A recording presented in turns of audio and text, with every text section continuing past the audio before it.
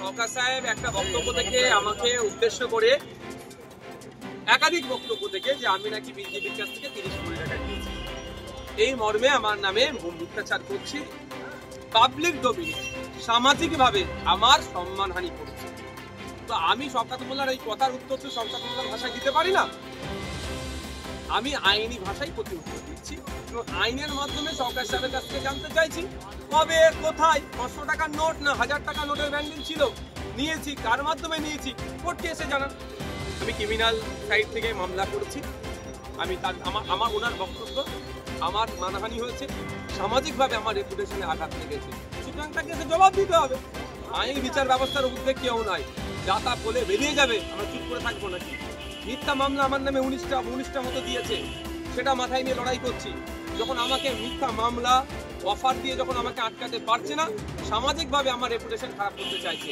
যারা সামাজিকভাবে আমার রেপুটেশন খারাপ করছে তাদের বিরুদ্ধে তাদের ভাষায় আমি তাদেরকে ওই বলে না যে কাদা ছোড়াছুড়ি, এটা আমার দ্বারাই সম্ভব নয়।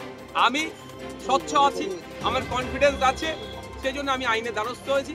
আমি আইনের মাধ্যমে জবাব চাইছি, কম থাকলে আইনের মাধ্যমে জবাব দেবে। আমি আমার আইনজীবীর মাধ্যমে সেই তার আছে কোর্টে অ্যাপেয়ার হয়েছি, কোর্টে আমি আজকে মামলা দায়ের করেছি। আমাকে টার্গেট কেন করছে এটাই বুঝতে হবে। তো বিজেপি যেখানে 77টা এমএলএ, সেখানে কোনো সমস্যা নাই, অবজারভার নাই। সংযুক্ত মোর্চা তথা আইএসএফ এর একজন এমএলএর কাছে এত কেন? সংযুক্ত মোর্চার এক এমএলএ সারা রাজ্যের মানুষকে বুঝিয়ে দিচ্ছে বিজেপি তৃণমূলের বাইনারি কোন জায়গায় আর অ্যাকচুয়াল মানুষের জন্য কোনগুলো করতে হবে। ভয় পেয়েছে, আমাকে প্রথম অফার করেছে, অফার আমি প্রত্যাখ্যান করেছি। আমার নামে মিথ্যা মামলা দিয়েছে, আমাকে আটকাতে পারিনি। 42 দিন একবার জেল কাটালো, একবার 24 ঘন্টা জেল কাটালো। তাতেও আমি যখন ওদের কাছে মাথা নত করছি না, তাহলে ওরা কি দেখছে? সোশ্যাল মিডিয়ার প্ল্যাটফর্মটাকে আমার এগেনস্টে ব্যবহার করতে চাইছে। সেই জন্য ওরা কি করছে? আমার নামে মিথ্যাচার করছে। কোনোদিন দেখবেন এআই দিয়ে ভিডিও বানাবে বা ছবি পোস্ট করবে, বিজেপির কোনো নেতা বা কারোর সাথে আমার ছবি পোস্ট করে দিতে পারে।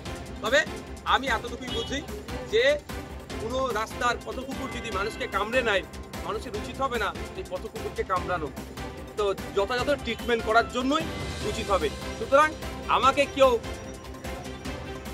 খুব ভাষা কথা বলে আমাকে কেউ মিথ্যার আশ্রয় নিয়ে আমার এগেনস্টে মিথ্যাচার করবে, আমিও মিথ্যার আশ্রয় নিয়ে তার এগেনস্টে মিথ্যাচার করব, এই কাদা ছোড়াছড়ি অন্তত আমার রাজনীতির কেরিয়ার আমি করতে চাই না। কারণ আমি ক্ষমতা দখলের জন্য রাজনীতিতে আসিনি, সমাজ ব্যবস্থা পরিবর্তনের জন্য এসেছি।